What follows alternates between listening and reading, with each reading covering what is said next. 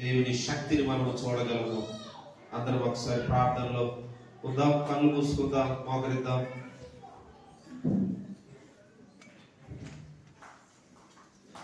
ప్రేమ కలిగిన మా తండ్రి, పరిశుద్ధులైన మా దేవ, సైన్యములకు అధిపతి మా దేవ, మా ప్రభువా, ఈ అద్భుతమైనటువంటి 11వ నెల చివరి ఆదివారము బిడ్డల యొక్క సంపూర్ణమైనటువంటి స్తుతి ఆరాధన మా గుండెల నిండా నీ ఉంటే ఎంత సంతోషమో, ఎంత ఆనందమో దేవా.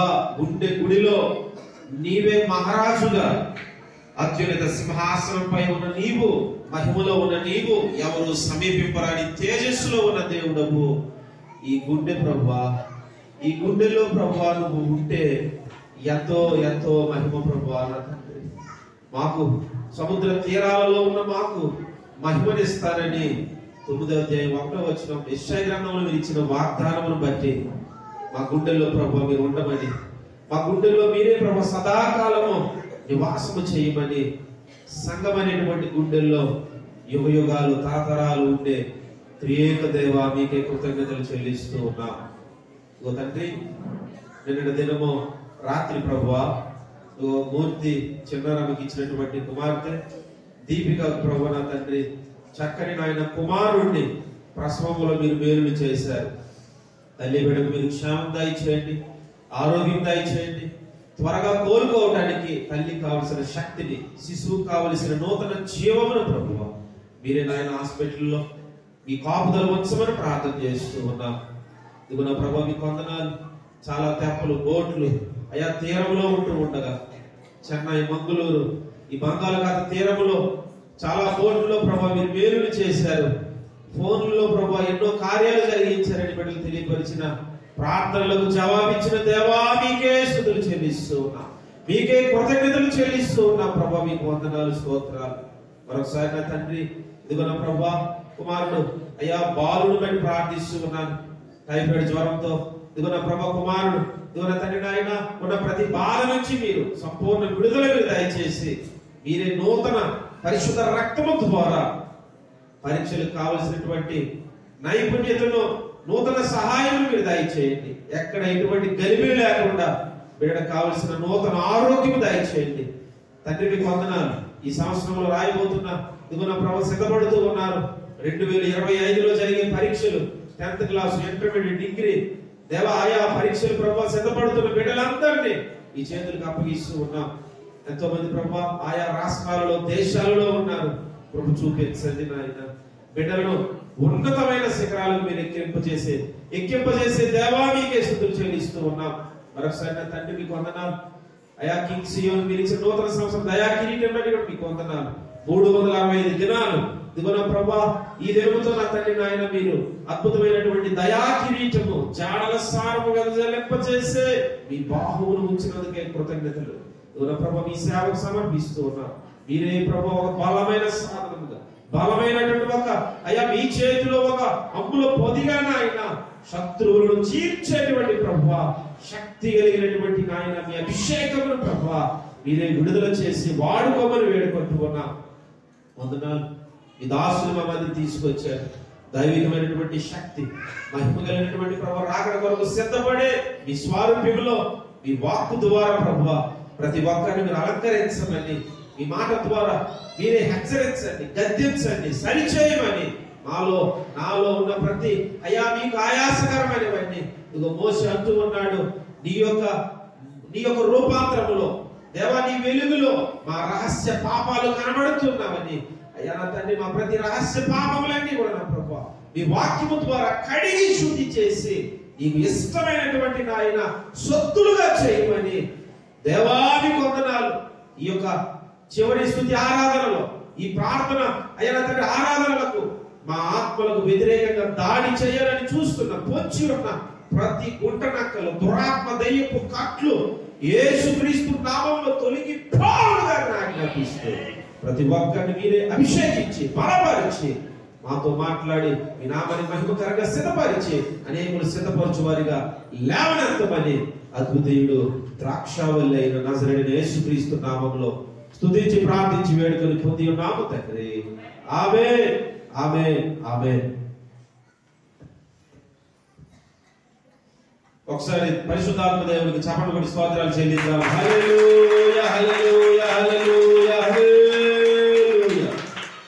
త్రియేక దేవుడు తండ్రి కుమార పరిశుద్ధాత్మ ఘనమైన నామానికి మరొకసారి సంఘమంతటి తరపున కృతజ్ఞతలు స్తుతులు స్తోత్రాలు చెల్లిస్తూ ఉన్నాం. ప్రియ దేవుని బిడ్డలారా, మరి దేవుడు మనకిచ్చినటువంటి దైవిక వర్తమానం కొరకు మనము ఆత్మల్లో తృష్ణ కలిగి ఉందాం. దేవుడు మనతో ఏం మాట్లాడుతారో ప్రతి మాటకి అవును ప్రభువా, ఆమేన్ తండ్రి, స్తోత్రం అని మనము దేవునికి అప్పగించుకుంటే నూతనమైనటువంటి ఉజ్జీవము మన ఆత్మలో దేవుడు చివరి 12వ నెలలోకి ప్రభు బలంలోకి ఆయన యొక్క జన్మదినంలోకి సంతోషించగలము. ఇది చివరి వారము. ప్రియ దేవుని బిడ్డలారా, మరి ఉపవాసాల్లో ఎంతో అద్భుతమైనటువంటి పాండిత్యము, ఉపవాసాల్లో ఎన్నో దర్శనాలు, దేవుని ఆయా పరిచర్యలు ఆయా స్థలాలలో కూడా చాలా మంది బిజీగా వాడబడుతున్నటువంటి దైవ సేవకులు మరి దేవుని యొక్క ప్రేమను బట్టి ఎక్కడ కూడా ఆదివారం వెళ్ళరు. కానీ నిజంగా అది దేవుని యొక్క ఆ ప్రేమ ఆ పైన ఉండటం వలన దైవ సేవకులు రావడానికి మరి ఎంతో పరిశుద్ధాత్మ దేవుడు నడిపించినందుకు ఒక్కసారి దేవునికి స్తోత్రం చెల్లిద్దాం. హల్లెలూయా. దైవ వర్తమానం అందించవలసిందిగా దైవ సేవకులు స్టీవెన్ అయ్య గారికి ప్రేమపూర్వకంగా ఆహ్వానిస్తూ ఉన్నారు.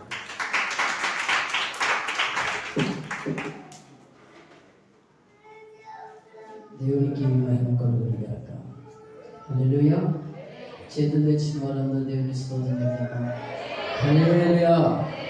ఒకసారి మీ పక్క వారికి చూసి బాగున్నారా అడగండి. మీ పక్క వారికి సెకండ్ ఇచ్చి బాగున్నారా అని అడగండి. దేవునికి స్తోత్రం కలుగును గాక. హల్లెలూయా. ఇప్పుడు మీరు సెకండ్ ఇచ్చిన వాళ్ళందరినీ కూడా వ్యక్తిగతంగా కలుసుకుని నిజంగా బాగున్నారా, లేదంటే మాట వలస బాగున్నా నిమిషాలు మీ మనసు ఉంచాలని ప్రేమతో మనం చేస్తున్నా.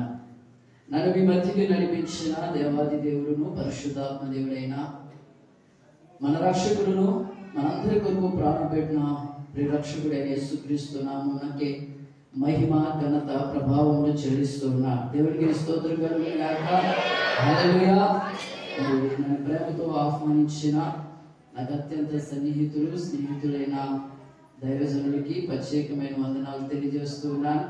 మరి వాళ్ళు పిలుస్తాను అనగానే ఆ కమిటీ పెద్దలు సంఘస్థులందరూ కూడా ఎంతో ప్రేమతో పిలవండి అని చెప్పే మనస్సు నిజంగా సంఘానికి కమిటీ వారికి కూడా దేవుడు ఇచ్చిన విధానం బట్టి నేను ఎంతగానో దేవుని స్తుతిస్తూ ఉన్నాను. దేవుడికి స్తోత్రం కలుగును గాక. దేవుని వాక్యంలో నుండి ఈరోజు కొంచెం ఈకు తగ్గించి పేరు ఓకే మంచిది. దేవుడికి స్తోత్రం కలుగును గాక. సౌండ్ తగ్గించి రీసౌండ్. దేవుని వాక్యంలో నుండి ప్రాముఖ్యంగా ఈరోజు సందర్భాన్ని బట్టి, ఈరోజు సందర్భం ఏమిటి? సియోను యొక్క బర్త్డే. నాకు కన్ఫ్యూజన్, కింగ్ సియోను, సియోను రాజు. ఈ ఇద్దరిలో పెద్దోడి పేరేటో చిన్నోడి పేరేటో తెలుసుకోవడానికి కొంచెం తజ్జన భజన పడుతూ ఉంటాడు. ఎందుకంటే రెండు ఒకటే కాకపోతే మార్చి పెట్టారు. దేవునికి స్తోత్రం కలుగును గాక. బహుశా ఇలా ఎవరు పెట్టుకుంటారు.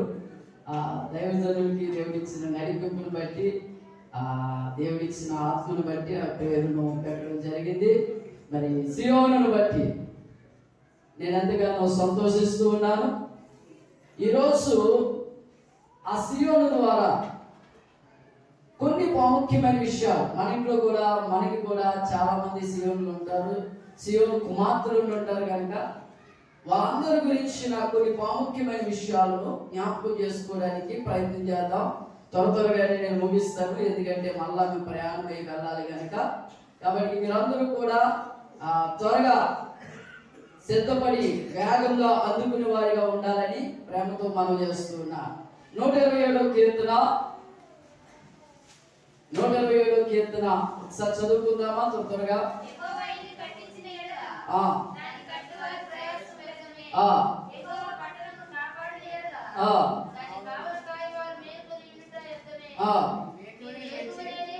మీరు వేకువనే లేచి చాలా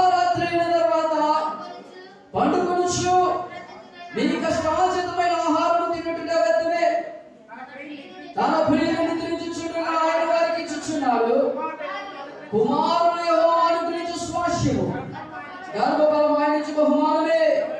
యవన కాలమందు పుట్టిన కుమారుడు బలవంతుని చేతిలో బాణము వంటి వారు, వారితో తన అంబురపది నింపుకున్న వాడు ధన్యుడు. అట్టివారు సిగ్గుపడక గుమ్మములో తమ విరోధులతో వాదించుదురు. దేవుడి వాక్యము మన ఇంట్లో దీవించును గాక. ఆమేన్. ఒక పల్లవి మాత్రం పాడి నేను వాక్యంలోనికి వెళ్తాను. ప్రార్థన చేస్తూ వాక్యంలోనికి వెళ్తాను. మారదయా నీ ప్రేమ, మార్పు రాదయా నీ ప్రేమలో, మారదయా నీ ప్రేమ, మార్పు రాదయా నీ ప్రేమలో. ఎన్ని మారినా మారని ప్రేమ, ఎన్ని మారినా మారని ప్రేమ. యేసయ్యా నాపై నీవు చూపుచుంటివా, యేసయ్యా నాపై నీవు చూపుచుంటివా. మారదయా నీ ప్రేమ, మార్పు రాదయా నీ ప్రేమలో. చదువుకోదు. మారదయా నీ ప్రేమ, మార్పు రాదయా నీ ప్రేమలో. తిరిగించుచుంటే నీ రాకనే, వేగిన మేరము నన్ను కొనిపోవుటకు. తిరిగించుచుంటే నీ రాకనే, వేగిన మేరము నన్ను కొనిపోవుటకు. అప్పటి వరకు నాపై నీ ప్రేమ మారలే మారలే. యేసయ్యా అప్పటి వరకు నాపై నీ ప్రేమ మారలే మారలే. మారదయా నీ ప్రేమ, మార్పు రాదయా నీ ప్రేమలో. మారదయా నీ ప్రేమ, మార్పు రాదయా నీ ప్రేమలో. ఎన్ని మారినా మారని ప్రేమ, ఎన్ని మారినా మారని ప్రేమ. యేసయ్యా నాపై నీవు చూపుచుంటివా, యేసయ్యా నాపై నీవు చూపుచుంటివా. మారదయా నీ ప్రేమ, మార్పు రాదయా నీ ప్రేమలో. మారదయా నీ ప్రేమ, మార్పు రాదయా నీ ప్రేమలో. మహాపరిశుద్ధుడైన తండ్రి, ప్రేమ నమ్మకం కలిగిన యేసు ప్రభువా, నీ ఘననామమును బట్టి నీ దివ్య సన్నిధిలో మా ప్రాణాత్మ దేహములతో లొంగిపోతూ ఉండగా మీరేడి అగ్నితో కాల్చిపడి వేసి పరిశుద్ధపరిచి సియోనులో నుండి నీ స్వరమును వినిపింపజేసి నాతో మాతో మీరు మాట్లాడమని ప్రార్థిస్తున్నాను. అయ్యా వినుబుద్ధి పుట్టించు ఆత్మను, గ్రహింపచే ఆత్మను, అయ్యా లోపడు ఆత్మను నాయన ప్రభువా నా తండ్రి నాయన నీ సన్నిధిలో ఆయన అప్పగించుకునే ఆత్మతో మీరు మమ్మల్ని నింపండి. అవిధేయత చూపించిన ఆయన ఆలోచన కలుగు చేస్తూ వాక్యం ఎత్తుకుపోయే చెలిగి అయ్యా ప్రతి చీకటి అంధకార శక్తులను నజరేయుడైన యేసు నామములో లయపరుస్తూ బలమైన నీ అభిషేకముతో నింపి నీ సన్నిధిలో నుండి నీ వాక్య ప్రత్యక్షతను దయచేయండి. యేసు నామములో ప్రార్థించి సమయం అప్పగిస్తున్నాము తండ్రి. ఆమేన్. దేవునికి స్తోత్రం కలుగును గాక. ప్రియమైన దైవజనమా, దేవుని సన్నిధిలో ఈరోజు మనం అందరము కూడా కూడి ఉండటం బట్టి నేను ఎంతగానో సంతోషిస్తూ ఉన్నా. మనందరి జీవితాల్లో దేవుడు అనేకమైన కార్యాలు చేస్తూ ఉంటాడు. కానీ మనం మర్చిపోతూ ఉంటాం, కొన్ని వదిలేస్తూ ఉంటాం, కొన్ని గుర్తున్నా ఏమీ చేయలేని పరిస్థితుల్లో ఉంటాం. దైవజనుల జీవితాన్ని నేను చాలా దగ్గరగా చూస్తాను. దైవజనుల జీవితంలో అనేకమైన నిందలు, అవమానాలు, వ్యాధులు, భయంకరమైన చిత్రవదకు గురయ్యారు. ఒంటరిగా ఉంటూ అనేకమైన రాత్రులు నిద్ర లేకుండా గడిపారు. దేవుని సన్నిధిలో ఉండి కన్నీళ్లు గార్చిన ఏ ఒక్కరిని కూడా దేవుడు మర్చిపోడు. దేవునికి స్తోత్రం కలుగును గాక. నాకు దైవజనుల జీవితాన్ని చూసినప్పుడు యోసేపు జీవితం గుర్తొస్తూ ఉంటారు. యోసేపు కూడా ఒంటరిగా వేదన పడుతున్న దినాలలో దేవుడు యోసేపును జ్ఞాపకం చేసుకున్నాడు. దేవునికి స్తోత్రం కలుగును గాక. ఒకవేళ దైవజనులు అనుకుంటుండొచ్చు, దేవుడు అసలు నా మనవి ఆలకిస్తున్నాడా, దేవుడు నాతో ఉన్నాడా, దేవుడు నా యొక్క పరిస్థితిని గమనిస్తున్నాడా అని మనందరూ కూడా అనుకోవచ్చు. కానీ మనందరూ గమనించవలసిన విషయం ఏంటంటే దేవుడు ఏ ఒక్కరిని విడిచిపెట్టడు. దేవునికి స్తోత్రం కలుగును గాక. ప్రతి వారి ఎడల ప్రత్యేకమైన శ్రద్ధ కలిగిన వాడే ఉన్నాడు దేవుడు. ఒకవేళ మన తల్లి మనం నిర్లక్ష్యం చేయొచ్చేమో, మన తండ్రి మనం నిర్లక్ష్యం చేయొచ్చేమో, మన బంధువులు మనం నిర్లక్ష్యం చేయొచ్చేమో, మన స్నేహితులు మనం పట్టించుకోవచ్చేమో, కానీ దేవుడు మాత్రము మర్చిపోని వాడు, మరవని వాడు, వెడవని వాడు, ఎడబాయిన వాడే ఉన్నాడు. దేవునికి స్తోత్రం చెప్తామా? హల్లెలూయా. యోసేపును జ్ఞాపకం చేసుకున్న దేవుడు దైవజనులను కూడా జ్ఞాపకం చేసుకుని మనస్సే ఎఫ్రాయిము లాంటి ఇద్దరు కుమారులను దేవుడు అనుగ్రహించాడు. దేవునికి స్తోత్రం. మనస్సే అంటే గతాన్ని మరచుట, ఎఫ్రాయిము అంటే అభివృద్ధి చెందుట. మనస్సే అంటే గతాన్ని మరచుట అంటే గత కాలము కలిగిన బాధలు, గత కాలము కలిగిన ప్రతి వ్యతిరేక పరిస్థితులు, గత కాలంలో ఎదుర్కొన్న ప్రతి ఆటిపోటులను, నిందలు, అవమానాలు, భయంకరమైన వేదనలు, ఒంటరిగా కూర్చుని కన్నీళ్లు వచ్చిన దినాలను మరిచిపోయి ఆ మరుపునిచ్చిన దేవునికి కృతజ్ఞత చెల్లించుడే ఎఫ్రాయిము అంటే. దేవునికి మనస్సు అంటే. దేవునికి స్తోత్రం. ఎఫ్రాయిము అంటే అర్థం ఏమిటంటే ముందున్న దినాలన్నీ కూడా ఆశీర్వాదాలే, ముందున్న దినాలన్నీ కూడా అభివృద్ధి, ముందున్న దినాలన్నీ కూడా దేవుడిని హెచ్చించబోతున్నాడు, నువ్వు ఫలించి అభివృద్ధి చెందబోతున్నావు అనే విషయాన్ని తెలియపరచడానికి ఎఫ్రాయిమును దేవుడు ఇచ్చాడు. దేవునికి స్తోత్రం కలుగును గాక. ఈరోజు దేవుడు ఒక మాట మనందరి సమక్షంలో దైవజనునికి నేను తెలియపరుస్తున్న మాట ఏమిటంటే, మీ ముందున్న దినాలన్నీ కూడా ఆశీర్వాదాలే, అభివృద్ధి, ఆటిపోటులేవి కూడా మీకు ఎదురు కాకుండా దేవుడు మిమ్మల్ని మార్గములను సరళము చేసి మీ ఫ్యామిలీని నడిపించబోతూ ఉన్నాడు. దేవునికి స్తోత్రం కలుగును గాక. మంచిది. వాక్యములోనికి వెళ్దాం. చదువుకున్న లేఖనాల్లో నుండి 3వ అధ్యాయం నుండి ఒక మాట చదువుదామా? 5 వరకుని. 127వ కీర్తన.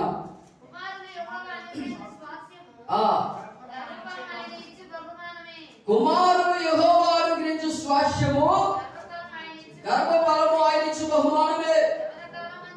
యవన కాలమందు పుట్టిన కుమారులు బలవంతుని చేతిలో బాణం వంటి వారు, వారితో తన అంబులపది నింపుకున్న వాడు తండ్రుడు. అట్టి వారు సిగ్గుపడక గుమ్మములో తన విరోధులతో వారిద్దరు. దేవునికి స్తోత్రం. ఈరోజు దేవుని వాక్యం ద్వారా దేవుడు మనతో మాట్లాడుతూ ఉన్నాడు. గర్భఫలము యెహోవా ఇచ్చు బహుమానం, కుమారులు ఆయన అనుగ్రహించు స్వాస్యం. ఇక్కడ రెండుగా డివైడ్ చేయబడి ఉంది, కానీ గర్భఫలము అండ్ కుమారులు అని ఉంది. అయితే ఇంగ్లీష్ బైబిల్లో చిల్డ్రన్స్ అని ఉంటది. అంటే కుమారులైనా కుమార్తెలైనా దేవుడిచ్చు బహుమానమే. ఎవరు? దేవుడిచ్చు బహుమానమే. మనందరికీ కూడా ఇక్కడ పిల్లలు ఉన్న వాళ్ళందరూ చేతులు పైకెత్తండి. నాకు పిల్లలు ఉన్నారు అన్న వాళ్ళందరూ కూడా దేవుడికి స్తోత్రం. పిల్లలు లేని వారికి దేవుడు పిల్లలు ఇచ్చును గాక. యవనస్తులు కూడా ఈ మాటలు చాలా జాగ్రత్తగా వినాలని మనం చేస్తున్నాం. అయితే యవన కాలమందు పుట్టిన కుమారులు అని రాయబడి ఉంది కదా. అసలు ఎవరి యవనస్తులు? యవన కాలమందు పుట్టిన కుమారులు అని రాయబడి ఉంది. మరి వయసు వెళ్ళిపోయిన వారికి పిల్లలు పుడితే వాళ్ళు బలవంతులు కాదా? వాళ్ళు దేవుని సొత్తు కాదా? వాళ్ళు దేవుడిచ్చిన సంతానం కాదా? అలా అయితే అబ్రహాముకు ప్రథమ వయస్సులో కాను ఉడికిపోయిన తర్వాత వృద్ధాప్యంలో పిల్లలు ఇచ్చారు కదా. మరి అబ్రహాము సంతానం ఏమై ఉండాలి? వేస్ట్ అయిపోయిందా?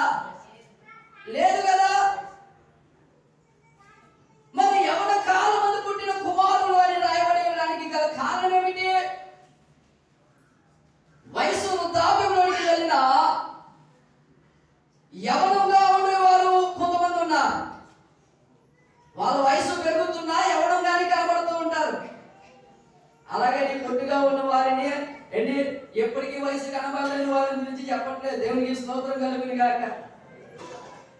ఆత్మీయ విషయంలో యవ్వనాన్ని గురించి ఇక్కడ మాట్లాడుతూ ఉన్నారు. దేవునికి స్తోత్రం. మన వయస్సు పెరగొచ్చు కానీ ఆత్మీయ జీవితంలో దినదినము నూతనమైన అభివృద్ధి పొందుకుంటూ రావాలి. దేవునికి స్తోత్రం కలుగును గాక. ఆత్మీయ విషయంలో ఏమాత్రం కూడా రాజీ పడకుండా యవ్వనమును కాపాడుకుంటూ ఉండాలి. శారీరకంగా నువ్వు వృద్ధాప్యంలోనికి వచ్చేయవచ్చు, శారీరకంగా నువ్వు ముసలివాడు అయిపోవచ్చు, కానీ ఆత్మీయంగా ఉండే యవ్వనస్తులు ఉంటారని కొంతమంది. వాళ్ళు ఏం చేస్తారో తెలుసా? వాళ్ళే దుష్టుని జయించగలిగే బలమైన వారు. దేవునికి స్తోత్రం కలుగును గాక. యవ్వనస్తులు అంటే ఎవరంటే దుష్టుని జయించగలిగిన వారు. అందుకే మొదటి యోహాను పత్రికలో రాయబడి ఉంటది. చూడండి ఒక మాట, 2వ అధ్యాయం 14 అధ్యాయం చదవండి. 14వ వచనం. కింద చదవండి. కింద లైన్ చదవమన్నా. యవనస్తులారా, మీరు దుష్టుని జయించి ఉన్నారు కనుక మీరు బలవంతులు. దేవునికి స్తోత్రం కలుగును గాక. ఇక్కడ కీలుగా రాస్తూ ఉన్నాడు. ఎవరు బలవంతులు అంటే, ఎవరు యవనస్తులు అంటే, దుష్టిని జయించగలిగిన వారు, దుష్టిని ఆలోచనలు జయించగలిగిన వారు, దుష్టిని తలంపులు జయించగలిగిన వారు, దుష్టిని ఓడించి దుష్టిని యొక్క పాతి పెట్టి వారి సమాధి మీద ప్రాకారములను కట్టుకునేవారు యవనస్తులు. చప్పట్లు కొడుతూ ప్రభు నామమున మహిమపడతావా? హల్లెలూయా. దుష్టిని సమాధి మీద ప్రాకారములను కట్టుకోవాలి అంటే మనల్ని కుంగదీయడానికి, మనల్ని బాధ పెట్టడానికి, మనల్ని ఓడించడానికి, మనల్ని పాపంలో పడవేయడానికి దుష్టుడు ఎప్పుడు కూడా మన వెంటే పొంచి ఉంటాడు. ఎవరి వెంట పొంచి ఉంటాడమ్మా? మన వెంటే పొంచి ఉంటాడు. అటువంటి వారిని జయించి గెలిచిన వారే యవనస్తులు, బలవంతులు. దేవునికి స్తోత్రం కలుగును గాక. అంటే వారి గురించి మాట్లాడుతూ ఉన్నాడు. ఎవరు యవనస్తులు అంటే దుష్టిని జయించగలిగిన వారు యవనస్తులు. అంటే ఆ యవన కాలమందు అనగా దుష్టిని జయిస్తూ, పాపాన్ని జయిస్తూ, లోకాన్ని జయిస్తూ, చీకటిని జయిస్తూ, అపవాదిని జయిస్తూ దేవునిలో నిలబడి, దేవునిలో సమర్పించుకుని, దేవునిలో ముందుకు వెళుతూ వాళ్ళ పిల్లల కంటాలు చూసారండి. వారి పిల్లలట బలవంతుని చేతిలో బాణం వంటి వారుగా ఉంటారట. దేవుడికి స్తోత్రం కలుగును గాక. ఎవరి పిల్లలు బలవంతుని చేతిలో బాణం వంటి వారుగా ఉంటారు? దుష్టిని జయించు వారి పిల్లలు బలవంతుని చేతిలో బాణం వంటి వారుగా ఉంటారు. ఒక ఆయన వచ్చి ఈ విధంగా అంటున్నాడు, అయ్యగారు, మా కుక్కేదో మా మాట వింటుంది కానీ మా పిల్లలు మా మాట వినట్లేదండి. మా కుక్క మా మాటకు లోబడుతుంది కానీ మా పిల్లలను నేను లోబర్చుకోలేకపోతున్నానండి. బాధ అనిపించేస్తుంది. ఎంత చెప్పినా వాళ్ళు వినట్లేదు, ఎంత చెప్పినా లోబడట్లేదు. ఏం చేయాలి అర్థం కావట్లేదు. చిన్న సలహా ఏమైనా ఇవ్వండి అంట. దేవునికి స్తోత్రం. హల్లెలూయా. ఏం కావాలట? అయ్యగారికి ఏం కావాలి? సలహా కావాలి. నేను ఇచ్చిన సలహా ఏమిటంటే వాక్యాన్ని బాగా చదువుకుని వాక్యానికి లోబడు అన్నాడు. మొహం ముడుచుకుని వెళ్ళిపోయాడు. దేవునికి స్తోత్రం కలుగును గాక. వారిని మార్చే ఆలోచన ఏదైనా చెప్తారేమో అని అనుకున్నాడు. కానీ నేనేమన్నానంటే వాక్యాన్ని బాగా చదివి వాక్యానికి లోబడు, నీ పిల్లలు నీకు లోబడతాడని చెప్పాడు. మొహం మార్చుకుని వెళ్ళిపోయాడు. అంతే కదండి. మనం వాక్యానికి లోబడితే, వాక్యాన్ని మనం వెంబడిస్తే, వాక్యంలో మనం నిలిచి ఉంటే, వాక్య ప్రకారంగా మన మీదకు వస్తున్న ప్రతి శోధన, ప్రతి విధమైన వ్యతిరేక పరిస్థితిని, ప్రతి విధమైన చీకటిని మనం జయించగలిగితే మన పిల్లలు మనకి లోబడి మన మాట వినడానికి అవకాశం ఉంటుంది. దేవునికి స్తోత్రం కలుగునుగా. మనం వాక్యానికి లోబడము, వాక్యానికి విధేయత చూపము, వాక్యాన్ని ఏమాత్రం కూడా పట్టించుకోము. ఆదివారం వచ్చామంటే వాక్యాన్ని వినేసామంటే అక్కడే దుర్పిసుకుని వెళ్ళిపోతాం. బయటే కుటుంబంలోనే దుర్పిసుకుని వెళ్ళిపోతూ ఉంటాం. ఇంకా మనకి అనవసరం. దేవునికి స్తోత్రం కలుగునుగా. మరి మన పిల్లలు మన మాట ఎలా వింటారు? ఈరోజు చెప్పండి, ఒక మాట అడుగుతాను. పిల్లల వల్ల ఎంతో మంది తల్లిదండ్రులు వేదన అనుభవిస్తున్నారు. అవునా కదా? చెప్పండి. ఇక్కడ తల్లిదండ్రులు ఉన్నారు. పిల్లలను బట్టి ఏ తల్లిదండ్రులైనా అడగండి, అమ్మ ఎందుకు అలా ఉన్నావంటే మా పిల్లల వల్లనండి. ఏ సేవకునైనా అడగండి, అయ్యా ఎందుకండి మీ సంఘంలో మాట వెళ్ళలేని వాళ్ళు ఎవరైనా ఉన్నారంటే అవి యవనస్తులేనండి, మంచి బాగా చుట్టేరిపోతున్నారండి, చేజారిపోతున్నారండి. లేదంటే పిల్లలేనండి మాట వినట్లేదండి.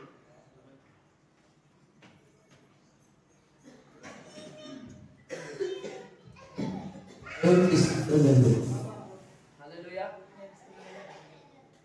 హల్లెలూయా. పిల్లలేనండి అంటారు. ఎందుకంటే పిల్లలు చాలా మంది పడిపోవడానికి గల కారణం ఏమిటంటే తల్లిదండ్రులుగా మనమే. దేవునికి స్తోత్రం.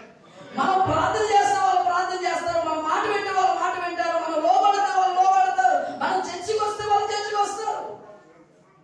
ఏంటి ఎల్లప్పుడూ కూడా దేవుని యందు మనం విశ్వాసం ఉంచితే వాళ్ళు కూడా విశ్వాసం ఉంచుతారు. దేవునికి స్తోత్రం కలుగును గాక. మనం మాట వినము, మనం లోబడము, మనం విధేయత చూపించాం. మన పిల్లలు మాత్రం మనం విధేయత చూపించాలి, మనకు లోబడాలి. వాళ్ళేమో మంచి భక్తులు ఎదగాలనుకుంటాం, మనకు భక్తి ఉండదు. మనకేమో భక్తి ఉండదు, వాళ్ళేమో భక్తులు ఎదగాలనుకుంటాం. మనమేమో పాపం చేస్తాం, వాళ్ళేమో పాపం చేయకుండా ఉండాలని కోరుకుంటాం. ఇది అన్యాయం కాదండి? ఇది అన్యాయం కాదు చెప్పండి. నువ్వు లోబడితేనే కదా, నువ్వు దేవునికి విధేయత చూపిస్తేనే కదా నీ పిల్లలకి విధేయత చూపిస్తారు. యవనస్తులంటే ఎవరో తెలిసేది, దృష్టిని జయించగలిగిన వారు యవనస్తులు. అట్టి వారి పిల్లలు బలవంతుని చేతిలో బాణం వంటి వారుగా ఉంటారు. అంటే వారిని బట్టి వాడు సిగ్గుపడవలసిన అవసరం లేదు. అంటే ఈ రోజు మన పిల్లలను బట్టి మనం ఎప్పుడు సిగ్గుపడకుండా ఉంటామో తెలుసా? వారిని దేవునిలోను ఆత్మీయతలోను మనం కన్నప్పుడు. పిల్లలని శారీరకంగా కన్న తల్లిదండ్రులందరికీ చెప్తున్నాను, మనం వాళ్ళని ఎలా కనాలో తెలుసా? ఆత్మీయతలోను, దేవుని వాక్యంలోను, విశ్వాసంలోను మరొకసారి కనవలసిన బాధ్యత ఎవరి మీద ఉందో తెలుసా? తల్లిదండ్రులుగా మన మీదే ఉంది. దేవునికి స్తోత్రం కలుగును గాక. నువ్వు శారీరకంగా కన్నావు రైటే, కానీ ఆత్మీయంగా ఎవరికంటారు? ఆత్మీయంగా వాళ్ళకి బాల్య దినముల నుండి కూడా దేవుని వాక్యాన్ని బోధించడం, దేవుని వాక్యంలో నడవడం, దేవుని వాక్యంలో స్థిరపడడం, దేవునిలో ప్రార్థన చేయడం, దేవునిలో పాటలు పాడడం అన్ని కూడా నేర్పించవలసింది నీవే. అన్న నేర్పించింది కనుక తన కుమారుని యొక్క కీర్తి దేశమంతటి కూడా పాకిపోయింది. దేవునికి స్తోత్రం. తాను మొదలుకుని బయట వరకు కూడా సమయంలో కీర్తి వెదజల్లింది అంటే అర్థం ఏమిటి? అన్న నేర్పించగలిగింది కనుక. దేవునికి స్తోత్రం. ఏలి కుమారుడు ఏలి తలదించుకునే పరిస్థితి ఎందుకు వచ్చింది? ఏలి నేర్పించలేకపోయాడు కనుక. దేవునికి స్తోత్రం కలుగును గాక. హల్లెలూయా. ఈ రోజు మన పిల్లలు తలదించుకునే పనులు చేస్తున్నారంటే వాళ్ళని బాల్యం నుండి వాళ్ళ ఆత్మీయ జీవితంలో మనం పెంచలేకపోవడం. ఒక ఆవిడ మా పిల్ల చేయకూడని పని చేసిందండి, ఏం చెప్పాలో అర్థం కావట్లేదని బాధపడుతుంది. మా పిల్ల చేయకూడని పని చేసిందండి, ఎవరితో చెప్పుకోవాలో అర్థం కావట్లేదని బాధపడుతుంది. అంటే ఏమైంది? ఇప్పుడు తలదించుకునే పని వచ్చింది. తన పిల్లలను బట్టి సిగ్గుపడక తలెత్తుకోవలసిన తల్లిదండ్రులు ఈ రోజు తలదించుకుంటున్నారంటే అర్థం ఏమిటి?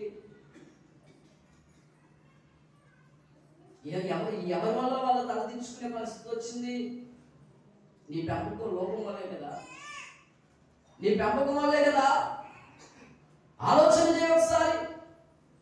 అందుకనే దేవుడు వాక్యం చెప్తూ ఉంది, ఎవరి కాలమందు అంటే నీవు ఆత్మీయత విషయంలో దినదినము నూతనపరచబడిన అనుభవంలో ఉండాలి. దినదినము నీ ప్రార్థన జీవితం పెరగాలి. దినదినము నువ్వు యవనస్తుడిగా దేవుని సన్నిధిలో ఎదగాలనే ఆశ నీలో ఉండాలి. దినదినము దేవుని కొరకు, దేవుని సన్నిధిలో ఉండట కొరకు నీ ప్రాణము తాపత్రయపడుతూ దేవునిలో ఎదుగుతూ నువ్వు దేవుని సన్నిధిలో నీ పిల్లలను ఆత్మీయంగా పెంచగలిగితే వాళ్ళు కూడా బలమైన వారిగా ఉంటారు. దేవునికి స్తోత్రం.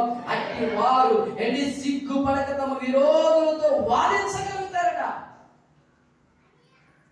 అంటే నా పిల్లలు చూడు, నా పిల్లలను బట్టి నేను అవమానించబడను, నా పిల్లలను బట్టి నేను సిగ్గుపడను, నా పిల్లలను బట్టి నేను ఘనత పొందుతానని తమ విరోధులతో చెప్పగలుగుతారు. దేవునికి స్తోత్రం. ఈరోజు అటువంటి అభిషేకం నీ పిల్లలకు నువ్వు ఇవ్వగలగా, అటువంటి అభిషేకం నీ పిల్లలకు నువ్వు ఇవ్వగలగా. దుష్టుడు గుమ్మంలో ఉంటాడు, వాడు ఎప్పుడు గుమ్మంలోనే కాపు కాసుకుని ఉంటాడు. వాడిని లోనకి రానికుండా కాపాడవలసిన బాధ్యత నీదే. ఈరోజు మన పిల్లలకు మనమే నేర్పిస్తాం. సెల చూపిస్తేనే కానీ అన్నం పెట్టడం. ఒక ఆవిడ మొన్న ఆదివారం మా చర్చిలోనే గసరే చర్చిలో ప్రేయర్ అవుతుందిగా సెల్ ఫోన్ ఇచ్చి బొమ్మలు చూసుకోమంటారు, సైలెన్స్ లో పెట్టి. అంటే కంట్రోల్ చేయలేక. ఎంతమంది లేరండి తల్లిదండ్రులు అలాగా? అంటే చర్చిలో సెల్ ఫోన్, ఇంట్లో సెల్ ఫోన్, స్కూల్లో సెల్ ఫోన్. సెల్ ఫోన్తోనే సెల్ ఫోన్ పెంచుతుందో నువ్వు పెంచుతున్నావు అర్థం కావట్లేదు నీ పిల్లల్ని. ఆలోచించండి, సెల్ పెంచుతుందో నీ పిల్లలు మీరు పెంచుతున్నారా? వాడు ఏడకుండా ఉండాలంటే జోలపడవలసింది సెల్లే, తల్లి కాదు. ఏంటి వాడు కడుపులో అన్నం తినాలంటే ఏంటి మొక్క తినిపించేది సెల్ ఫోనే, తల్లిదండ్రులు కాదు.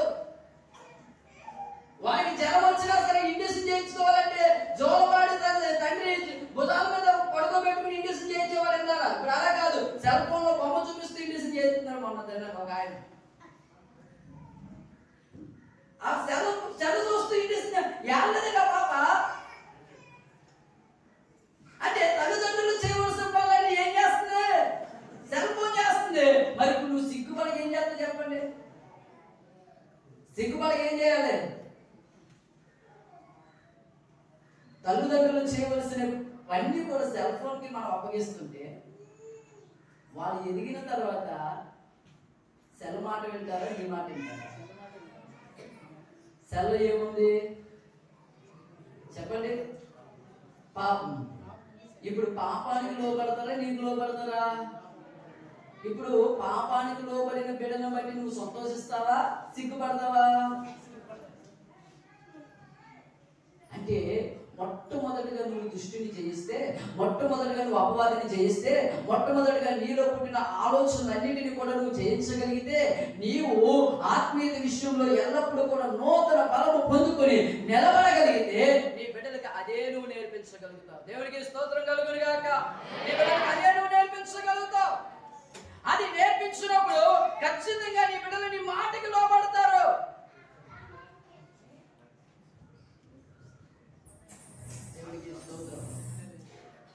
Praise the Lord. హల్లెలూయా. ఖచ్చితంగా నీ బిడ్డలు నీ మాటకు లోబడతారు. హల్లెలూయా, హల్లెలూయా. బలవంతుని చేతిలో బాణం వంటి వారిగా ఉంటాడు. అంటే నువ్వు దుష్టిని చేయించి బలవంతునిగా ఉన్నావు కనుక నీ పిల్లలు నీ చేతిలో ఎలా ఉంటారో తెలుసా? బాణముల వంటి వారిగా ఉంటారు. దేవుడికి స్తోత్రం కలుగును గాక. ఇంకా దుష్టుడు గుమ్ములో నుండి ఎన్ని వలలు వేసినా సరే, ఎన్ని కుయుక్తులు పడినా సరే, ఎటువంటి పరిస్థితులు తీసుకొచ్చినా సరే సిగ్గుపడక వాడితో నువ్వు పోరాడగలుగుతావు. నీ పిల్లలు ఎలా ఉంటారో తెలిసి నీ బలము చాలకపోతే నీ పిల్లలు అంటే నీ అంపుల పుదులో ఉన్న బాణముల వలె ఏంటి దుష్టుని గుమ్ముతున్న దుష్టుని మీద ఏంటి నా పిల్లలు నీతిమంతులు, నా పిల్లలు యథార్థవంతులు, నా పిల్లలు మాట వినేవారు, నా పిల్లలు లోపడేవారు, నా పిల్లలు కూడా దేవుని సన్నిధిలో బలమైన వారే అని వారిని తీసి కూడా నువ్వు దుష్టిని జయించగలవు. దేవునికి స్తోత్రం కలుగుగా. వారిని పట్టుకొని నువ్వు దుష్టిని జయించగలుగుతావు. ఎవరైనా గుమ్మ ఎదుట ఉన్నా ఏంటి అపవాదం వచ్చి ఇదిగో నీ పిల్లలు పాపం చేస్తున్నారు, నీ పిల్లలు లోబడట్లేదు, నీ పిల్లలు నా ఆండలో ఉన్నారంటే, లేదు నా పిల్లలు దేవుని సన్నిధిలో ఉన్నారు, నా పిల్లలు బలవంతులు, నా పిల్లలు మాట వినే తత్వం కలిగిన వారు, నా పిల్లలు లోబడేవారు అని చెప్పగలిగిన వారు ఎవరో తెలుసా? యవ్వనస్తులే. దేవునికి స్తోత్రం. ఏ విషయంలో? ఆత్మీయత విషయంలో యవ్వనస్తుడిగా ఉండాలి. నువ్వు వయసులో వృద్ధుడు అయిపోయినా పర్వాలేదు, ఆత్మీయ విషయంలో ఎప్పుడు కూడా వృద్ధుడు కాకూడదు. దృష్టిని జయించే విషయంలో ఎప్పుడు కూడా వాటిని అంగీకరించకూడదు. దేవుడికి స్తోత్రం కలుగును గాక. యవ్వనస్తులతో ఎందుకు పోల్చారో తెలుసండి? యవ్వనస్తులట రోషం కలిగిన వారు. యవ్వనస్తులు వారిలో ఏముంటది? ఉడుకు రక్తం ఉంటది. వారిలో ఏముంటది? ఉడుకు రక్తం ఉంటది. ఆ ఉడుకు రక్తం ఏం చేస్తుంది అంటే వారి మీద ఎవరైనా మాట అంటే చాలండి తిరుగుబాటు చేసేటట్టు చేస్తుంది. ఇప్పుడు మనమందరం కూడా ఆత్మీయత విషయంలో యవనస్తులుగా ఉన్నాం అనుకోండి, దుష్టుడు గుమ్మ ఎదుట ఉన్నాడు కదా, వాడు వచ్చి ఏదైనా మనం ఒక పాపంలో పడవేయాలని కానీ లేదా మన జీవితాన్ని నాశనం చేయాలి కానీ ప్రయత్నించాడనుకో, వెంటనే ఏం వెళ్ళిపోతాయి? వెంటనే వెళ్తే తిరుగుబాటు ప్రారంభం. ఏమవుతుంది? తిరుగుబాటు ప్రారంభించాలి. ఇప్పుడు ఊరుకుంటారేంటి? ఎవరొస్తూ ఊరుకుంటారా? అయ్యా మీరు ఊరుకుంటారు ఎవరైనా మిమ్మల్ని ఏమన్నా అంటే వెంటనే తిరగబడతారు. దేవునికి స్తోత్రం. అంటే ఈరోజు మనము ఒక పాపము మన ఎదుటికి వస్తుందంటే వాటి మీద తిరుగుబాటు చేసి దాన్ని ఓడించి దేవుని నామాన్ని మహిమపరచగలిగిన స్థాయిలో మనం ఉండాలి. దేవునికి స్తోత్రం కలుగును గాక. అటువంటి బలమైన కృప మనం పొందుకోవాలి, అటువంటి ఉన్నతమైన కృప మనం పొందుకోవాలి. అప్పుడే దేవుని సన్నిధిలో మనం బలంగా ఉంటాం, మన కుటుంబం బలంగా ఉంటది. దేవుడు ఏం చేస్తాడంటే అటువంటి కుటుంబం మీద ఎన్ని శ్రమలు వచ్చినా, ఎన్ని శోధనలు వచ్చినా వాళ్ళు ఏమాత్రం సిగ్గుపరిచేపని లేకుండా దేవుడు ఆ కుటుంబాన్ని కడుతూ ఉంటాడు. దేవునికి స్తోత్రం కలుగును గాక. ఆ కుటుంబాన్ని కడుతూ ఉంటాడు. ఈరోజు ప్రియమైన దైవజన్మ, ఎంతో మంది కుటుంబాలు చెల్లైపోవడానికి కారణం ఏంటో తెలుసా? వాళ్ళ ఆత్మీయతలో స్థిరంగా లేకపోవడం అండి. ఈరోజు నేను ఒకే ఒక మాట చెప్తున్నాను, ఆత్మీయత విషయంలో స్థిరంగా ఉండడానికి ప్రయత్నించండి, ప్రార్థన విషయంలో స్థిరంగా ఉండడానికి ప్రయత్నించండి, మందిరానికి వచ్చే విషయంలో స్థిరంగా ఉండడానికి ప్రయత్నించండి, దేవుల్లో నమ్మకంగా ఉండడానికి ప్రయత్నించండి, దేవుల్లో స్థిరంగా ఉండడానికి ప్రయత్నించండి. మీ కుటుంబాన్ని అపవాదే మాత్రం ముట్టుకోలేడు. ఖచ్చితంగా చెప్తున్నాను, అపవాది మీ కుటుంబం మీద దాడి చేయకుండా ఉండాలి అంటే మొట్టమొదటిగా మీరే ఒక ప్రాకారంగా మీ కుటుంబానికి మారిపోవాలి. ఒక ప్రకారంగా మీ కుటుంబాన్ని మారిపోవాలి. దుష్టిని జయించగలిగే, దుష్టిని ఓడించగలిగే, దుష్టిని నాశనం చేయగలిగే శక్తివంతులుగా, బలవంతులుగా మనం ఉంటే మన కుటుంబము నానాటికి మహాభివృద్ధి పొందుతుందండి. దేవునికి స్తోత్రం కలుగును గాక. హల్లెలూయా. దేవుడు అబ్రహాంకి ఇచ్చిన ప్రాముఖ్యమైన వాగ్దానాల్లో వాగ్దానం ఏంటో తెలుసండి?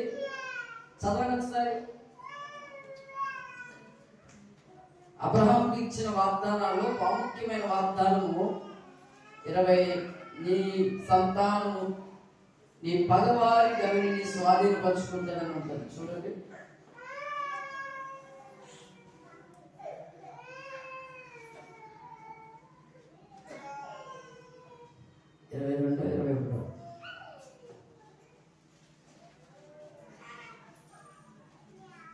ఈ సంతానము తమ పగవారి గవిని స్వాధీనపరుచుకుంటుందని ఒక మాట రాయబడుతుంది.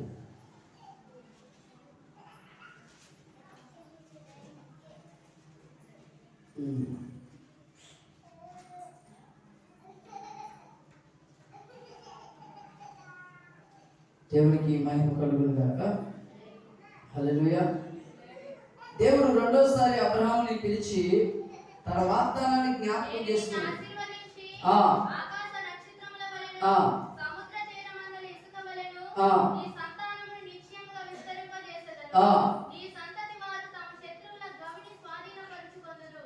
నీ సంతతి వారు తమ శత్రువుల గవిని స్వాధీనపరుచుకుందరు. దేవుడికి స్తోత్రం. దేవుడికి గాక. అంటే పిలువబడిన వారికి ఇచ్చే వాగ్దానం. ఇప్పుడు మనం అందరం పిలువబడ్డాం, మన అందరం ఏర్పరచబడ్డాం, మన అందరం దేవుని సన్నిధిలో ఉన్నాం. దేవుడు మనందరికి ఇస్తున్న వాగ్దానం ఏంటో తెలుసా? మన సంతతి వారు ఎలా ఉండాలో తెలుసా? మన పిల్లలు ఎలా ఉండాలో తెలుసా? శత్రువును ఓడించి వారి గవిని స్వాధీనపరుచుకునే బలమైన వారిగా ఉండాలి. ఇప్పుడు అబ్రహాము వృద్ధాప్యంలోనే బిడ్డలే కన్నాడు, కానీ అబ్రహాము వృద్ధాప్యము శారీరక జీవితానికి తప్ప ఆత్మీయ జీవితానికి కాదు. దేవునికి స్తోత్రం కలుగును గాక. ఆత్మీయ జీవితంలో అబ్రహాము ఎలా ఉన్నాడు? నూతన బలము పొందుకున్నాడు, నూతన శక్తిని పొందుకున్నాడు, పక్షి రాజు యవనం వలె నూతన యవనాన్ని పొందాడు. దుష్టిని ఆలోచనలు జయించాడు, దుష్టిని తలంపులను జయించాడు, దుష్టిని క్రియలను జయించాడు. అందుకే దేవుడు అబ్రహాము అంటున్నాడు, అబ్రహామా నీ పిల్లలు ఎలా ఉంటాడో తెలుసా? ఇగో తమ శత్రువు యొక్క గవిని స్వాధీనపరుచుకునే బలమైన యోధులుగా ఉంటారు. అంటే దుష్టిని జయించగలిగిన వారి పిల్లలు ఎలా ఉంటారో తెలుసా? బలమైన యోధులుగా శత్రువును ఓడించి, శత్రువుని చంపి వారి సొత్తును స్వాధీనపరుచుకునే బలమైన సాధనాలుగా ఉంటారు. దేవునికి స్తోత్రం. ఈ రోజు ఇక్కడ ఉన్న మనందరి పిల్లలు కూడా శత్రువును ఓడించేవారిగా ఉండాలి, పాపాన్ని ఓడించేవారిగా ఉండాలి, అపవాదులు ఓడించేవారిగా ఉండాలి తప్ప పాపానికి లోబడిపోయేవారిగా, పాపానికి విధేయత చూపించేవారిగా, పాపంలో పోరాడేవారిగా ఉండకూడదు. అలా ఉంటే ఏం చేయాలో తెలుసా? దేవుని సన్నిధిలో కన్నీళ్లు కార్చవలసిన వారే ఉన్నాం, దేవుని సన్నిధిలో ప్రార్థన చేయవలసిన వారే ఉన్నాం.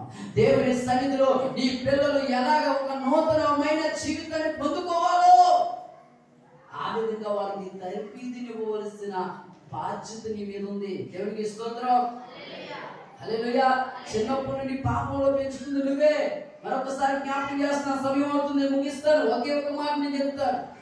చిన్నప్పటి నుండి పాపంలో పెంచుతుంది నీవే. ఒకసారి సెల్ ఫోన్ పక్కన పెట్టు. తల్లిదండ్రులుగా మీ పిల్లలతో సమయం గడపడానికి ప్రయత్నించండి. దేవునికి స్తోత్రం కలుగును గాక. హల్లెలూయా. తల్లిదండ్రులుగా వాళ్ళని ప్రేమతో అన్నం తినిపించడానికి ప్రయత్నించండి. సెల చూపించి అన్నం తినిపించండి. అమ్మ మరొకసారి చెప్తున్నాను, సెల్లోనే భయంకరమైన పాపం ఉంది. సెల్ ఫోన్ చూపించి ఎవరు అన్నం తినిపించకండి పిల్లలకి. సెల్ ఫోన్ చూపించి ఎవరు పడుకోబెట్టకండి మీ పిల్లల్ని. వాళ్ళకి వాక్యం చెప్తూ పడుకోబెట్టండి. వాక్యం చెప్తూ, వాక్యంలో ఉన్న మాటలు చెప్తూ వాళ్ళకి అన్నం తినిపించండి. దేవుడు వాళ్ళని బలమైన వారిగా ఉంటారు. దేవుడికి స్తోత్రం. ఒక్క మాట చెప్తానండి, బైబిల్లో ఎంతో మంది తల్లిదండ్రులు ఉన్నారు, ఎవరు కూడా అన్నా పెంచినట్టుగా పెంచలేకపోయారండి. నాకు ఈ చిత్రం అదే అనిపిస్తుంది. అన్నా పెంచినట్టుగా పాలు విడిచిన వెంటనే ఆ పిల్లలు పరిచారకుడు అయిపోయాడండి. ఎంత ఆశ్చర్యం! పాలు విడిచిన వెంటనే పరిచారకుడు అవడం ఏంటండి? ఆశ్చర్యం కాకపోతే, ఎంత కాకపోతే ఏ సంవత్సరానికి పాలు విడుతాడు మహా అయితే? ఇప్పుడు సంవత్సరానికి వదిలేస్తున్నారండి తల్లిదండ్రులు. అప్పుడు 3 సంవత్సరాలకు పాలు విడిచేవారు. అంటే 3 సంవత్సరాల వయసులో పిల్లోడిని మందిరంలోకి వదిలేస్తే అది ఏడవలేదట, పరిచయం చేస్తున్నాడట. అంటే ఈ 3 నెలలు, ఈ 3 సంవత్సరాలు పాలుతో పాటు ఏం పెంచింది? వాక్యం అనే పాలను కూడా తల్లి పెట్టగలిగింది. దేవుడికి స్తోత్రం. హల్లెలూయా. చిన్నపిల్లడు ఏం అర్థమవుతుందండి, చిన్నపిల్లడికి ఏం తెలుస్తుందండి, చిన్నపిల్లడు ఏం వింటాడండి అని బుద్ధి లేని తల్లిదండ్రులు ఏం చేస్తారంటే సెల్ ఫోన్ చూపిస్తామని ఉగ్గు పాలతో కూడా వాక్యం అనే పాలన కలిపి తినిపించిందండి సమయాలు తల్లి. దేవునికి స్తోత్రం. అందుకనే సమయాలు తాను మొదలుకొని బయష్మ వరకు కీర్తి సంపాదించాడు. ఈ రోజు నీ తల్లిదండ్రులకి నువ్వు కీర్తి తెచ్చే బిడ్డలుగా ఉన్నారా? పిల్లలు మిమ్మల్ని అడుగుతూ ఉన్నారు. మీ తల్లిదండ్రులకి మంచి పేరును తీసుకొస్తున్నారా? ఎదురు సమాధానం చెప్తున్నారా? ఎదురు సమాధానం చెప్తున్నారా లేదంటే లోపడుతున్నారా? మీరు కూడా సరి చేసుకోవాల్సిన వారే ఉన్నారు. దేవునికి స్తోత్రం. పిల్లలైన మీరు కూడా పాపాన్ని విడిచి నెక్స్ట్ జనరేషన్ మీ ద్వారానే రాబోతుంది కనుక నెక్స్ట్ జనరేషన్ కి మీరు ఇప్పుడు నుండి ఒక మాదిరికరమైన జీవితాన్ని అలవర్చుకుని వాళ్ళకి నేర్పించడానికి సిద్ధపడి ఉండాలి. దేవునికి స్తోత్రం. ఇదిగో మా తల్లి, మీ తల్లిదండ్రుల ద్వారా ఏవైతే మిస్టేకులు చూసారో ఆ మిస్టేకులు మీలోకి రాకుండా ఏం చేసుకోవాలి? సరి చేసుకోవాలి. ఒకవేళ మీ తల్లిదండ్రులు ఏదో మిస్టేక్ చూసారు, మీరు లేదా వాళ్ళు ఏదైనా పొరపాటు చూస్తారు, అది మీలో కనబడకుండా మీరు మీ తల్లిదండ్రులు ఎలా అయితే లోపు చేస్తారో మీ పిల్లలు మిమ్మల్ని లోపు చేయకుండా ఏం చేయాలి? ఇప్పుడు దాన్ని సరి చేసుకోవాలి. ఏం చేయాలి? సరి చేసుకుని, అయ్యో మేము సరి చేసుకుంటే మా తర్వాత మా పిల్లలు సరి చేసుకుంటారనే ఆలోచన, ఇంగిత జ్ఞానం యవ్వన బిడ్డల్లో ఖచ్చితంగా కలగాలి. దేవునికి స్తోత్రం. తల్లిదండ్రులైన వారు, చిన్న పిల్లలు కలిగిన వారు మరొకసారి చెప్తున్నా, మీ పిల్లలని వాక్యంలో పెంచండి, ప్రార్థనలో పెంచండి, విశ్వాసంలో పెంచండి, దేవుని సన్నిధిలో పెంచండి, దేవుని పరిచయంలో పెంచండి. అప్పుడు మీరు సిగ్గుపడవలసిన అవసరం లేదు. శత్రువు ఎంత బలమైన వాడైనా సరే గుమ్మంలోనే నిలబెట్టి వారిని ఓడించి నిలబడగలిగే కృప దేవుడు మీకు ఇస్తారు. హల్లెలూయా. వాటిని ఓడించి నిలబడగలిగే కృప దేవుడు మీకు ఇస్తారు. ఒకవేళ కాదు అని మీ ఇష్టానుసారంగా జీవిస్తే ఎప్పటికీ కూడా మీరు తలెత్తుకునే వారిగా ఉండరు, తలదించుకునే వారిగా ఉంటారు. మీ పిల్లలను బట్టి మీరు తలెత్తుకునే వారిగా ఉంటారు. సార్ చెప్పండి, మీ పిల్లలను బట్టి మీరు తలెత్తుకుంటే అది ఎలా ఉంటుంది? నేనంటాను, అన్న మాత్రం తలెత్తుకుని తిరిగిందండి. అన్న మాత్రం తలెత్తుకుని తిరిగిందండి. ఒకవేళ ప్రతి సంవత్సరం ఏటేటా బలర్పించే సమయానికి వస్తుంటే ఆ ఏలి, అమ్మా నీ కుమారుడు గొప్పవాడమ్మా, నీ కుమారుడు నన్ను మెచ్చుకుని యోధుడమ్మా, నీ కుమారుడు ఇదిగో ఈ తాను మొదలుకొని వైష్ణవ వరకు మంచి కీర్తి సంపాదిస్తాడమ్మా, అటువంటి పరిచయం చేస్తున్నాడమ్మా అని చెప్పినప్పుడు ఆ తల్లి ఎంత సంతోషిస్తూ తిరిగి ఇంటికి వెళ్ళేది అనుకుంటారు. అవునా కదా? మీ పిల్లల్ని ఎవరైనా మెచ్చుకుంటే మీకు సంతోషమా, బాధ కలుగుతుందా? అంటే అటువంటి సంతోషం, ఆనందం మనం పొందుకోవాలంటే ఏం చేయాలి? అన్న ఎక్కడ పెంచింది? అటువంటి కీర్తి సంపాదించిన అన్న ఎక్కడ పెంచింది? ఏం నేర్పించింది? లోబడడం నేర్పించింది, ప్రార్థన నేర్పించింది, విశ్వాసం నేర్పించింది, దేవుడి వాక్యాన్ని నేర్పించింది. మందిరంలో సేవకుల దగ్గర ఎలా ఉండాలో, సమాజంలో ఎలా ఉండాలో, సంఘ పెద్దల దగ్గర ఎలా ఉండాలో, సంఘంలో విశ్వాసం కలిగి ఎలా నడుచుకోవాలో నేర్పించింది. ఈరోజు తల్లిదండ్రులుగా మనందరం కూడా మన పిల్లలకి అలా నేర్పిస్తే ఎవరైనా మన పిల్లల్ని ఏదైతే చూపించేవారు? ఎవరైనా మన పిల్లల్ని ఏదైతే చూపించేవారు? ఒక మాట చదివారు, ఒక పుస్తకంలో చదివారు. సామెతల గ్రంథంలో రాసిన ఒక మాటను, బాలుడు నడవలసిన వాడికి నేర్పించింది, పెద్ద అయిన తర్వాత వాడు దాని నుండి తొలగిపోడు అనే మాటకి ఒక మాట నేను చదివాను ఒక పుస్తకంలో. ఏంటో తెలుసా?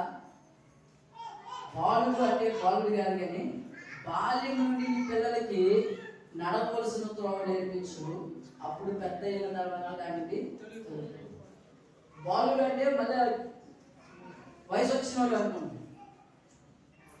నేను చాలాసార్లు అలాగే అనుకుంటున్నాను. చాలా సంవత్సరాల క్రితం చదివాను ఈ మాట. బాలుడు అంటే బాల్యం నుండి అంటే వాడు పుట్టినప్పటి నుండి వాడు నడవలసిన మార్గము, వాడు చేయవలసిన పనులు, వాడు నిలబడవలసిన పరిస్థితి అన్నిటిని కూడా వాడికి నేర్పించు. ఉక్కు పాలతో పాటు నేర్పించు, నీ కుమార్తెకి, నీ కుమారునికి. ఈరోజు సియోను యొక్క బర్త్డే విషయంలో దేవుడు మనతో మాట్లాడుతూ ఉన్నాడు. పిల్లల్ని దేవుడిచ్చిన బహుమానం, దేవుడిచ్చిన స్వాస్థ్యం, వాళ్ళని నిర్లక్ష్యం చేయక చాలా మంది పిల్లలు లేక బాధపడుతూ ఉన్నారు. దేవుడు నీకు ఆ బాధ్యతని ఇచ్చాడు. ఎందుకో తెలుసా? నీవు మాత్రమే పెంచగలవని, నీవు మాత్రమే నిలబెట్టగలవని, నీవు మాత్రమే వాళ్ళ జీవితాలను ఒక ఉన్నతంగా తీర్చిదిద్దగలవని నీ మీద దేవుడు పెట్టిన నమ్మకమే నీ పిల్లలు. పిల్లలంటే ఎవరండి? తల్లిదండ్రుల మీద దేవుడు పెట్టిన నమ్మకమే వాళ్ళ ఒడిలో ఉన్న పిల్లలు. దేవునికి స్తోత్రం, హల్లెలూయా. దేవుడు నిన్ను ఎంతగా నమ్ముతున్నాడో నీ పిల్లలను చూసి అర్థం చేసుకో. మాట రాసుకో. దేవుడు నిన్ను ఎంత నమ్ముతున్నాడో నీ పిల్లలు, నీకు ఇచ్చిన పిల్లలను బట్టి, నీ ఒడిలో ఉన్న పిల్లలను బట్టి నువ్వు నేర్చుకోవచ్చు. అంటే నీ మీద అంత నమ్మకం లేకపోతే పిల్లలు నీకు ఇస్తారా దేవుడు? ఒక మాట, ఎవరికైనా మీ పిల్లల్ని ఎత్తుకోమని ఎవరికి ఇస్తారు? ఇప్పుడు మరి చిన్న పిల్లలకి ఇచ్చేస్తారా ఎత్తుకోమని? అది ఎత్తుకోగలడు, పడేడు, జాగ్రత్తగా ముద్దాడుతాడు అని నమ్మకం ఉన్న వాళ్ళ దగ్గర ఇస్తారు. అవునా కదా? మా చర్చిలో చిన్నపిల్లలు ఉంటారు. మా పాప చిన్నపిల్లలను వదలదు. అలా ఎత్తుకుంటే నేను ఎత్తుకొని, ఎందుకో తెలుసా? ఎక్కడ పడేస్తుందేమో అనే భయం. ఇంకా నాకే అలా అనిపిస్తుంది అంటే వాళ్ళ తల్లిదండ్రులకి ఇంకెలా అనిపిస్తుంది? అంటే వాళ్ళు కూడా ఎత్తుకుని ఆడించగలిగే సామర్థ్యం ఉన్న వారికే కదా ఇస్తారు. మరి దేవుడు మనల్ని నమ్మి మనల్ని వాళ్ళ క్రమపరచగలము, భద్రపరచగలము, వాళ్ళ పాపంలో పడిపోకుండా చూడగలము, వాళ్ళ లోబడేటట్టు చూడగలము, వాళ్ళ వాక్యంలో ఎదిగేటట్టు చూడగలము, ప్రార్థనలో ఎదిగేటట్టు చూడగలము, విశ్వాసంలో ఎదిగేటట్టు చూడగలమని దేవుడు మనకి నమ్మే మనకి పిల్లలు ఇచ్చారు. నమ్మితే స్తోత్రం చెప్పు, హల్లెలూయా. నిన్ను నమ్మి నీకు పిల్లలు ఇచ్చాడు. ఆ పిల్లలు నువ్వు ఎంత నిర్లక్ష్యం చేస్తావు ఒకసారి ఆలోచించు. అందుకే నీ జీవితంలో సిగ్గుపడుతున్నావు, అందుకే నీ జీవితంలో అవమానపరచబడుతున్నావు, అందుకే నీ జీవితంలో తలదించుకుంటున్నావు నీ పిల్లలు ఎదుగు కూడా. ఎందుకంటే దేవుని నమ్మకాన్ని ఒమ్ము చేసావు కనుక నీ పిల్లలు ఎదుటి నువ్వు తలదించుకునే జీవితం వచ్చి. ఎంతమంది అండి పిల్లలను బట్టి ఏడవట్లేదు ఈరోజు? ఎంతమంది కన్నీళ్ళు కాల్చట్లేదు? ఎంతమంది రోధించట్లేదు? వాడి సినిమా హీరోని ఫాలో అవుతున్నాడంటే అర్థమేంటి? వాడి చిన్నప్పటి నుండి నువ్వు సినిమాలు చూపించి పెంచావు. వాడు ప్యాంటిక్ ముందు తిరిగేవాడిని ఫాలో అవుతున్నాడంటే అర్థమేంటి? నువ్వు చిన్నప్పటి నుంచి ప్యాంటిక్ ముందు తిరిగేవాడిని చూపించావు. ఏది చూపించావో దాన్ని పాటిస్తున్నాడు. నువ్వు ఏది నేర్పించావో దాన్ని జీవిస్తున్నాడు. ఆ జీవితం ద్వారా చూపిస్తున్నాడు. అవునంటారు కాదంటారా? ఈరోజు సేవకుడు ఒక మాట చెప్తున్నాను. పిల్లలను దేవుడిచ్చిన బహుమానం అంటే దేవుడిచ్చిన వరం, దేవుడిచ్చిన ఘనత, దేవుడిచ్చిన బాధ్యత. ఆ పిల్లలను పెంచడం నేర్చుకోని ముందు బర్త్డే సందర్భంలో దేవుడు మనందరితో మాట్లాడుతున్నాడు. మరొకసారి పిల్లలని పెంచడం నేర్చుకోండి. తల్లిదండ్రులారా, పిల్లలను పెంచడం నేర్చుకోండి. అప్పుడు మీరు సిగ్గుపడవలసిన పని లేదు. పిల్లలారా, మీ తల్లిదండ్రులకు లోపడడం నేర్చుకోండి. తర్వాత మీరు సిగ్గుపడవలసిన పని లేదు. మీ తర్వాత వచ్చే మీ పిల్లలతో మీరు సిగ్గుపడవలసిన పని లేదు. నువ్వు నీ తల్లిదండ్రులకు లోపడడం నేర్చుకుంటే, నువ్వు నీ పిల్లలను పెంచడం నేర్చుకుంటే, ఖచ్చితంగా చెప్తున్నాను, దేవుడు మిమ్మల్ని దీవిస్తాడు, ఆశీర్వదిస్తాడు. సమయం అవుతుంది, ఇంకా చాలా మాటలు ఉన్నాయి చెప్పడానికి, కానీ సమయం అవుతుంది కాబట్టి చెప్తున్నాను ఒకే ఒక మాట. దేవుని బాధ్యతను నిర్లక్ష్యం చేయకండి. దేవుని బాధ్యతను నిర్లక్ష్యం చేయకండి. వాళ్ళని సెల్ ఫోన్లోనో, సినిమాలతోనో, సీరియల్తోనో పెంచబడ్డారు. వాక్యంతోనూ, ప్రార్థనతోనూ, సహవాసంతోనూ, సన్నిధిలోనూ, సేవకులతోనూ పెంచడం నేర్చుకోండి. ఎంత గొప్పగా వాళ్ళు ఎదుగుతారో చూడండి, ఎంత ఆత్మీయంగా వాళ్ళు అభివృద్ధి చెందుతారో చూడండి. ఇక్కడ ఒక మాట చెప్తున్నాను, మీ అందరికీ పిల్లలు ఉన్నారు కదా, దేవుని సేవ కొరకు, దేవుని పరిచయం కొరకు, దేవుని సంఘంలో పరిచయం కొరకు, దేవుని సేవ కొరకు, లోబట్టు కొరకు, దేవుని మందిరంలోని నా పిల్లలు ఎదగాలని ఎంతమంది ఆశపడుతున్నారు? నాకు బాగా గుర్తు, ప్రియమైన దైవజన, ఈ మాట చెప్పిన మీకు చేస్తాడు. ఒక ఆవిడ వాళ్ళ పిల్లలు మందిరంలో పరిచయం చేసేవారు. మా మందిరంలో పరిచయం చేస్తే వాళ్ళ అమ్మ చెప్పులు సర్దేవారు. బాగా గుర్తుంచుకోండి. చెప్పులు సర్దే బాధ్యత నేను పిల్లలకు అప్పచెప్తాను. ఆ రోజు ఆ పిల్లలకు అప్పచెప్పారు. ఆ పిల్లలు చెప్పులు చదువుతున్నారు. వచ్చిన సంఘస్థులు అందరూ చెప్పులు కూడా క్రమంగా చదువుతూ ఉన్నారు. వాళ్ళ అమ్మ ఏం చేసిందో తెలుసా? పిల్లలు కొట్టి లాక్కెళ్ళిపోయింది.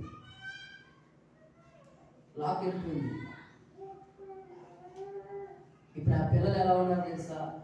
భయంకరమైన పాపంలో పొల్లాడుచున్నారు. మందిరానికి పంపించడం మానేసింది. దేవుని సన్నిధికి పంపించడం మానేసింది. చాలా చక్కగా పరిచయం చేసేవారు, చాలా మంచిగా పరిచయం చేసేవారు. సేవకులు వస్తే వాళ్ళే చూసేవారు, చిన్నపిల్లలే. వాళ్ళ నాన్నమ్మతో పాటు మందిరానికి వచ్చేవారు. ఆవిడ నమ్మలేదులేండి. ఆ నాన్నమ్మతో పాటు మందిరానికి వచ్చేవారు. ఆ నాన్నమ్మతో పాటు చాలా పరిచయం నేర్చుకున్నారు. కొట్టి తీసుకెళ్ళిపోయిందండి. చెప్పులు సర్దుతున్నారు. ఆ పిల్లలంతా శీబాని కొట్టి తీసుకెళ్ళిపోయింది. ఈరోజు ఆ పిల్లలను బట్టి తల బాదుకుని ఏడుస్తుంది. ఆ పిల్లలను బట్టి రోధిస్తుంది. భయంకరమైన పాపంలో ఉన్నారు. ఇచ్చారు పాపంలో ఇద్దరు ఆడపిల్లలు కూడా. కారణం ఎవరు? ఆ తల్లి కాదా? ఒకసారి మనం ఆలోచించుకోవాలి. నీ పిల్లలని మందిరం ఏ పనికి అప్పగించినా సరే చక్కగా చేయనియండి, చక్కగా లోపడియండి. అది చెప్పులు తుడిచే పనైనా, చెప్పులు సర్దే పనైనా, మందిరం తుడిచే పనైనా, ఏ పనైనా నీ పిల్లలు దేవుని సన్నిధిలో ఎదగాలనే విషయాన్ని గుర్తుంచుకుంటారు. నీ పిల్లలు దేవుని పరిచయంలో క్రమంగా ఉండాలనే విషయాన్ని గుర్తుంచుకోండి. దేవుని మందిరంలో పరిచయం చేసిన సమూయేలు, కీర్తి ఎలాగైతే బహిష్కృత నుండి తాను మొదలుకుని బహిష్కృత వరకు పాకిందో, ఈ పిల్లల కీర్తి కూడా అలాగే నిలబడుతుంది. దేవునికి స్తోత్రం.